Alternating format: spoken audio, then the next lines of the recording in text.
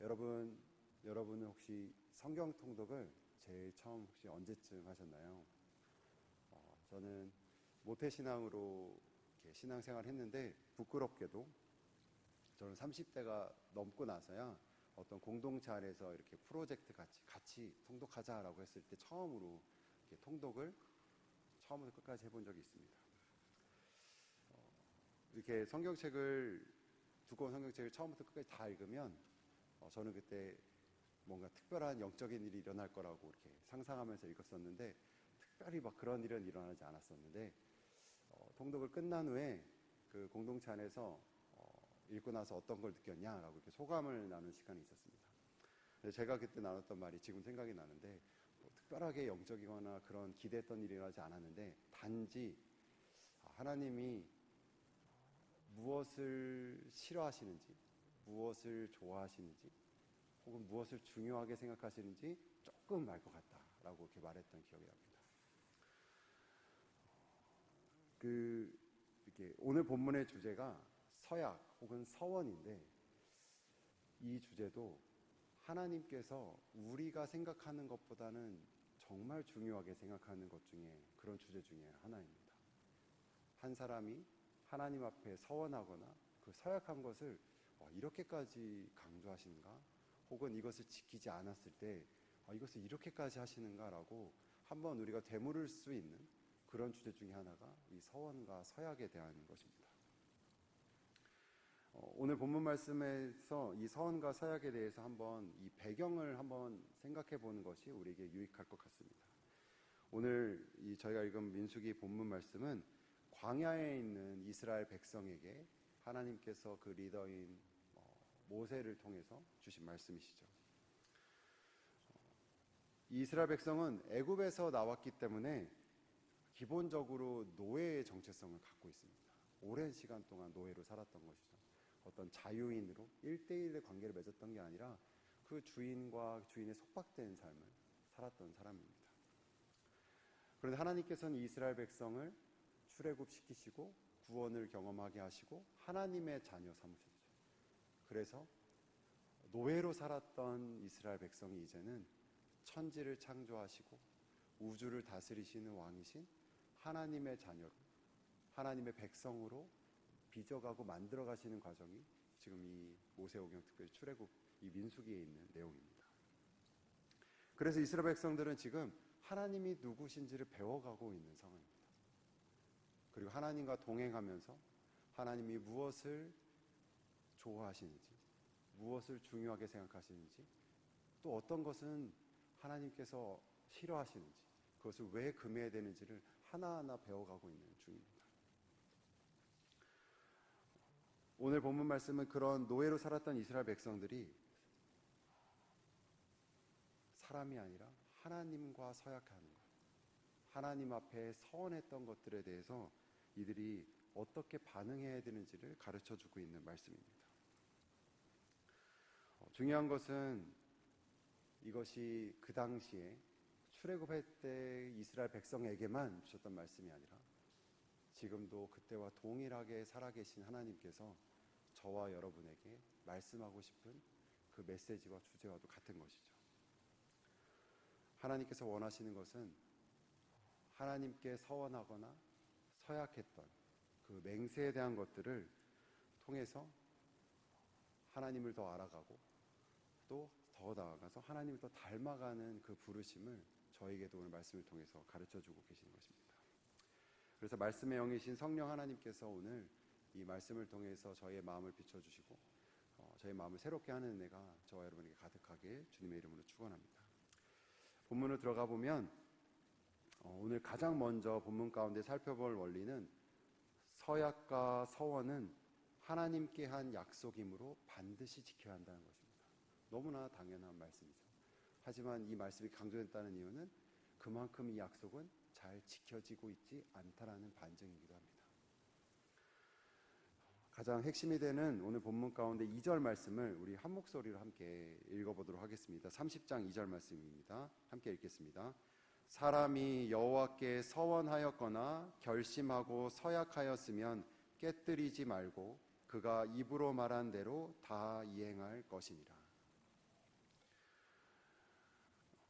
오늘 본문에 보시면 서원과 서약이라는 두 가지 용어가 나옵니다. 조금 헷갈릴 수도 있죠. 이게 용어가 비슷하기도 하고요. 근데 먼저 앞에 나왔던 서원을 보면 서원은 하나님께 헌신하는 약속 혹은 맹세를 뜻합니다. 특히 주로는 하나님께 어떤 조건을 두고 그 조건이 이루어졌을 때 제가 하나님 이렇게 헌신하겠습니다 라는 것을 주로 우리는 서원이라고 합니다. 예를 들어 하나님 저에게 이러이러한 것을 해주시면 저도 하나님께 이러이러한 것을 드리겠습니다. 저도 하나님께 이러한 것을 헌신하겠습니다 라고 약속하는 것이죠. 맹세하는 것이죠. 그렇기 때문에 이 서원은 보통 간절하거나 뭔가 갈급할 때 하나님 저에게 이것을 해주시면, 이것을 허락해 주시면 이라고 이렇게 조건을 먼저 걸게 되는 경우가 많이 있죠. 여러분 이 말씀을 들었을 때 혹시 생각나는 성경의 이야기가 있으십니까? 가장 대표적인 거는 한나죠. 그렇죠? 한나는 남편에게 너무나 사랑받는 여인이었는데 그 임신하지 못하는 상황 가운데 큰 슬픔과 아픔을 가졌던 여인입니다.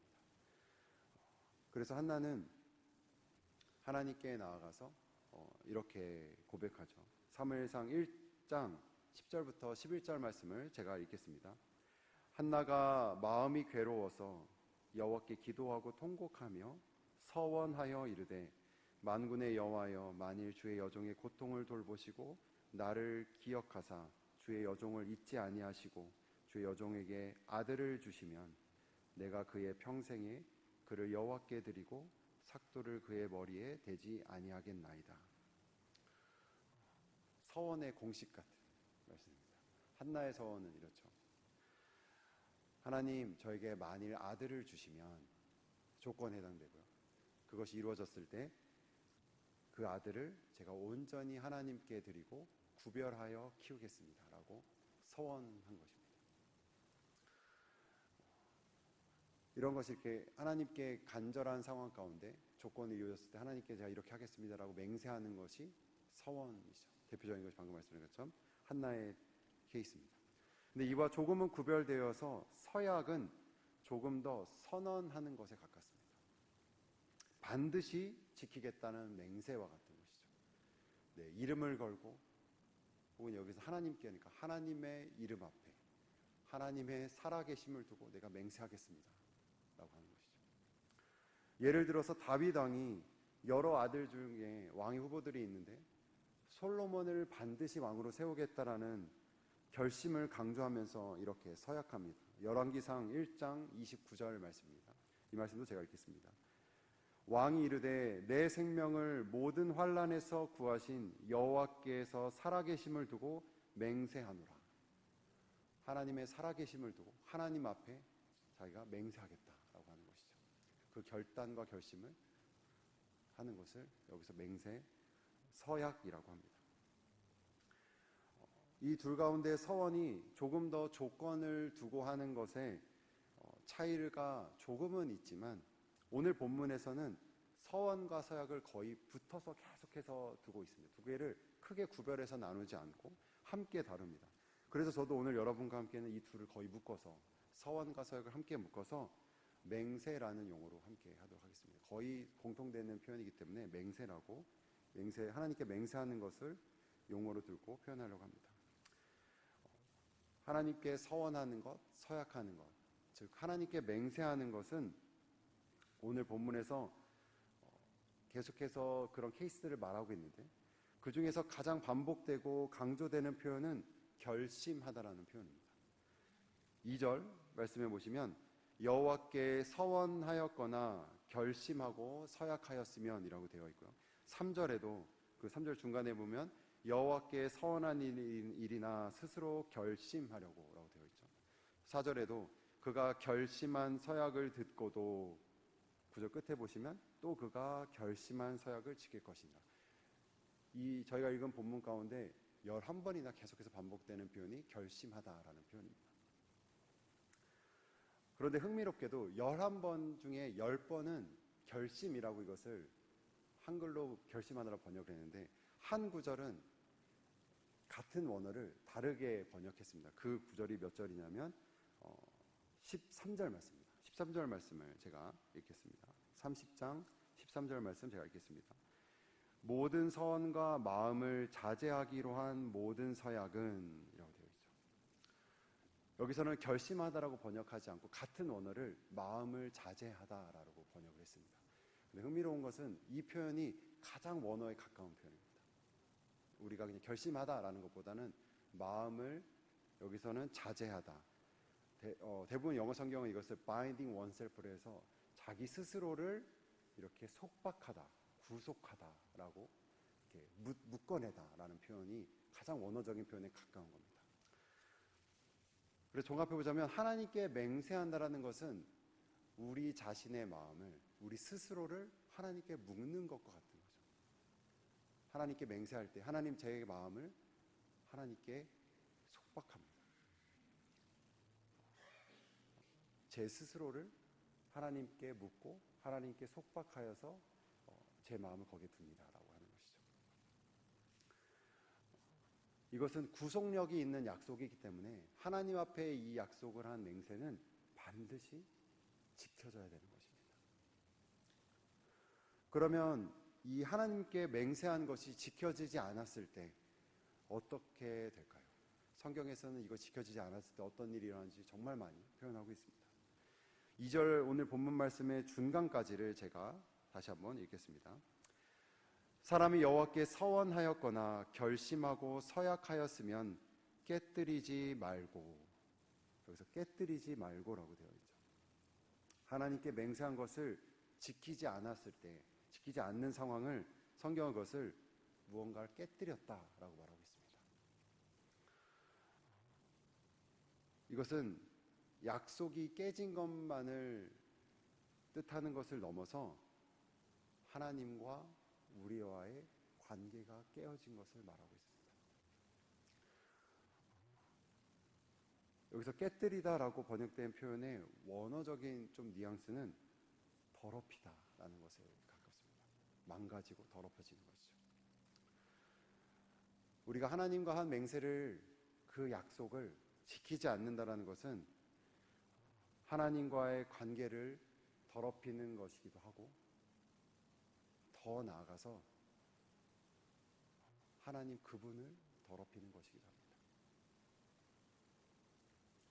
하나님의 이름을 모독하는 것이기도 하고, 하나님의 이름을 두고 맹세하였다면 그 여호와 하나님의 거룩한 이름을 망령되이 일컫는 것이기도 합니다. 오늘 본문 15절에 보시면 이렇게 되어 있습니다. 그것을 무효하게 되면 그가 아내의 죄를 담당할 것이라 라고 되어 있죠. 그러니까 하나님께 한 맹세가 지켜지지 않는다라는 것을 단 한 단어로 표현하자면 여기서는 죄라고 말하고 있습니다. 그냥 잊어진 게 아니고 그냥 놓친 것이 아니라 그것을 죄라고 말하고 있습니다. 하나님의 뜻에 반역하는 것이다. 하나님과의 관계가 끊어진 것이다 라고 말하는 것이죠. 이렇게 맹세가 지켜지지 않았을 때에 무겁고 우리의 생각보다 큰 일이 일어난 것이기 때문에 예수님께서도 이 맹세에 대해서는 매우 주의해야 될 것을 우리에게 경고하시고 강조하신 적이 있습니다. 마태복음 5장 34절 말씀에 예수님께서 이렇게 말씀하셨습니다. 나는 너희에게 이르노니 도무지 맹세하지 말지니 하늘로도 하지 말라. 이는 하나님의 보좌임이요. 여기서 예수님께서 말씀하신 것이 뭘까요? 맹세 금지를 말씀하신 걸까요? 맹세는 절대로 하지 말라라는 것일까요? 그것은 아닐 것입니다. 왜냐하면 우리가 기본적으로 살면서 하나님 앞에 서약하고 결혼이라든지 혹은 헌신이라든지 서약은 있기 때문에 그런 것을 아예 하지 말라는 금지가 아니라 이 말씀은 하나님께서 한 맹세가 지켜지지 않았을 때 그것이 참으로 큰 형벌과 큰 임팩트가 있기 때문에 이것에 대한 경고를 하고 있는 말씀이신 겁니다. 맹세가 지켜지지 않았을 때 깨어지고 더럽혀지는 일이 우리와 하나님 가운데 있기 때문에 그것에 대해서 하나님께 예수님께서는 우리가 하나님께 서원하고 서약하는 일을 지극히 주의하고 혹은 예민하며 절제하고 자제하라라고 말씀하신 것이죠. 그렇다면 이 맹세의 원리를 저와 여러분의 오늘의 삶에 적용하기 위해서는 이 맹세가 지켜지지 않았을 뿐만이 아니라 하나님과 한 맹세를 우리가 지켰을 때 그것은 어떤 의미가 있는지를 한번 생각해 볼 필요가 있습니다. 맹세를 지키는 사람은 우리 가운데 맹세가 지켜졌을 때 그것은 우리는 하나님과의 관계가 더욱더 견고해지고 그것을 넘어서 하나님의 신실하신 성품을 닮아가는 은혜가 그 가운데 있습니다. 여러분, 일주일 정도 전에 우리 민수기 말씀 가운데 발람 선지자가 있었던 그 말씀을 기억하시는지 모르겠습니다. 매우 흥미로웠던 내용들이었죠. 발락 그 왕이 발람한테 가서 이렇게 사주하였던 저주를 사주했던 그 내용들이었죠. 민수기 23장 19절에 하나님의 영이 발람에게 임했을 때 발람의 입을 통해서 이런 말씀이 선포되게 됩니다. 민수기 23장 19절 말씀, 이 말씀 제가 읽겠습니다. 하나님은 사람이 아니시니 거짓말을 하지 않으시고 인생이 아니시니 후회가 없으시도다. 어찌 그 말씀하신 바를 행하지 아니하시며 하신 말씀을 실행하지 않으시랴. 이 말씀에서 강조되고 있는 하나님의 어떤 성품과 하나님의 속성이죠. 하나님의 말씀하신 것은 반드시 지킨다 하는 겁니다. 하나님께서 입으로 선포된 그 말씀을 실행하는 것, 하나님의 신실하심이 이 말씀 가운데 강조되고 있습니다. 방금 읽었던 말씀의 개역 한글에는 하나님은 시건하지 아니하시니라고 표현했던 옛날 그 말씀이 기억이 나는데요. 그것은 하나님의 입에서 나온 모든 말씀은 반드시 행하시고 이루신다라는 것을 강조하고 있는 부분입니다. 다시 오늘 본문 2절 말씀으로 가서 제가 그 말씀을 다시 한번 읽어보도록 하겠습니다. 30장 2절 말씀입니다. 사람이 여호와께 서원하였거나 결심하고 서약하였으면 깨뜨리지 말고 그가 입으로 말한 대로 다 이행할 것이니라. 그가 입으로 말한 대로 다 이행할 것이다. 입으로 나온 말씀, 그 말을 지키는 것, 더욱이 그것을 하나님 앞에 나와 하나님께 맹세한 것이라면 그것을 지키는 것은 아까 말씀드렸던 민수기 23장에서 선포된 그 하나님의 속성, 말을 지키는 그 신실함을 닮아가는 은혜가 그 초청에 응하는 것과 같습니다. 사랑하는 성도 여러분, 지금까지의 이 말씀을, 이 서원과 서약에 대한 말씀을 들으면서 혹시 여러분이 하나님께 나아가서 하셨던 그 갈급한 상황에 하셨던 서원이나 혹은 서약이 기억나신 것이 있으십니까? 한나와 같이 너무나 괴롭고 너무나 아파서 절박했을 때에 하나님께 어떠한 것을 구하면서 서원하셨거나 혹은 다윗과 같이 하나님 앞에 나아가서 하나님 앞에 결심하고 맹세하셨던 그런 것들이 혹시 있으신가요? 만약에 그것이 생각나셨다면 그건 참으로 성령 하나님께서 지금 여러분 가운데 역사하고 계시다는 증거입니다. 서원과 서약은 혹시 여러분이 들으시면서 이 용어가 매우 낯설고 혹은 예전 용어라고 생각이 들어서 생각할 수도 있지만, 그리고 실제 생활과 거리가 먼 개념이라고 생각할 수 있지만 그렇지 않습니다. 하나님께서 오늘 이 말씀을 우리에게 주신 것은 이 말씀이 우리의 실제 삶과 연관되어 있기 때문입니다. 바로 지난 주일만 보아도 주일 11시 예배 때 뭐가 있었죠? 헌화식이 있었습니다. 그렇죠? 저희 교회 7명의 젊은 가정이 하나님 앞에 서약한 것이죠.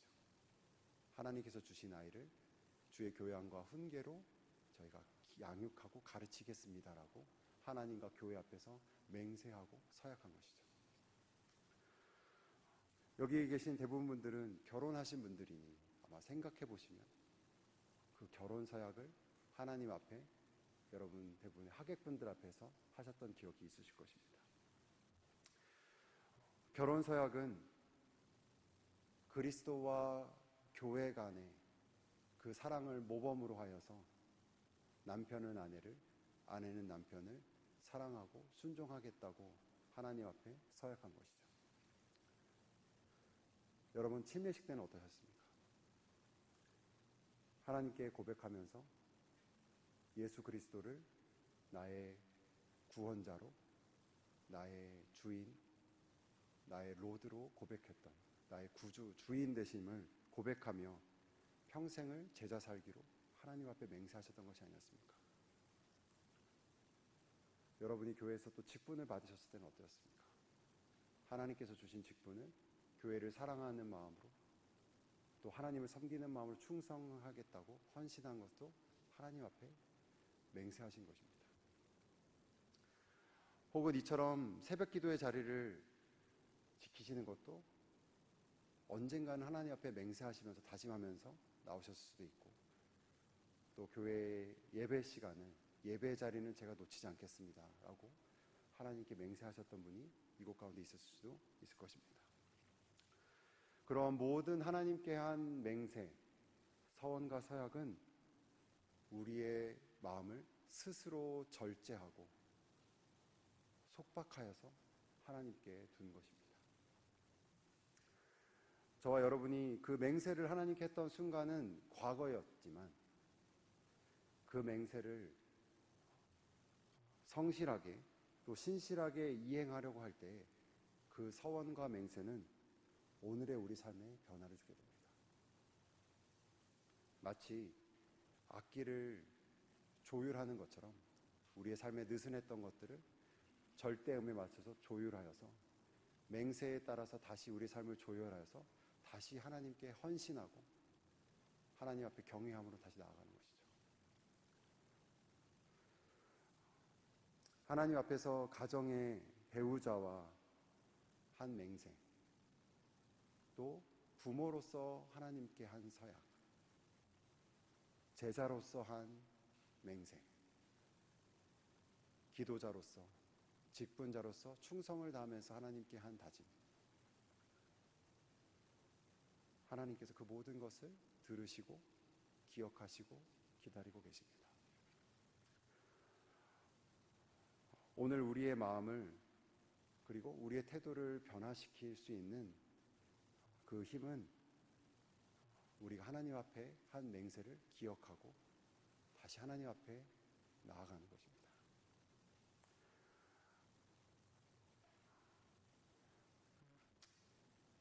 하나님께 한 그 맹세를 기억하고 지키시는 것을 하나님께서는 너무나 기뻐하시고 그 삶을, 그 마음을 축복하십니다.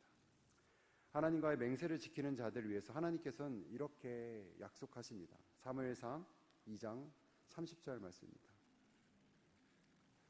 제가 앞부분과 중간 부분 읽도록 하겠습니다. 그러므로 이스라엘의 하나님 나 여호와가 말하노라.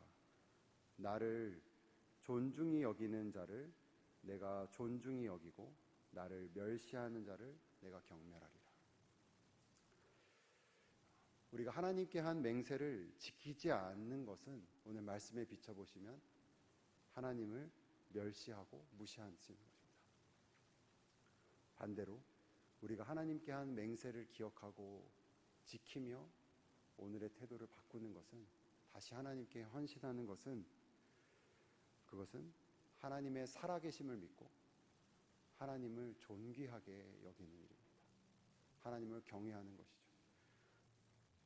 그렇게 하나님을 높이고 하나님을 존귀 여기는 자를 하나님께서도 기억하시고 높이겠다, 내가 그를 존중히 여기고 존귀 여기겠다라고 오히려 우리에게 다시 한번 약속하십니다.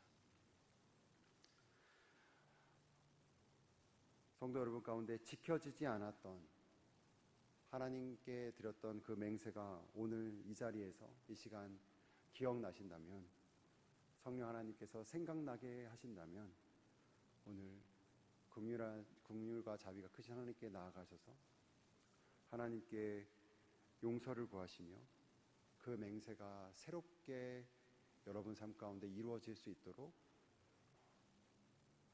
간구하고 또 지켜지는 은혜가 여러분 가운데 있기를 축원합니다. 그리고 이런 맹세를 지키는 삶을 통해서 신실하신 하나님을 닮아가고 그분과 동행하는 그 은혜가 여러분에게 충만하게 주님의 이름으로 축원합니다. 함께 기도하겠습니다.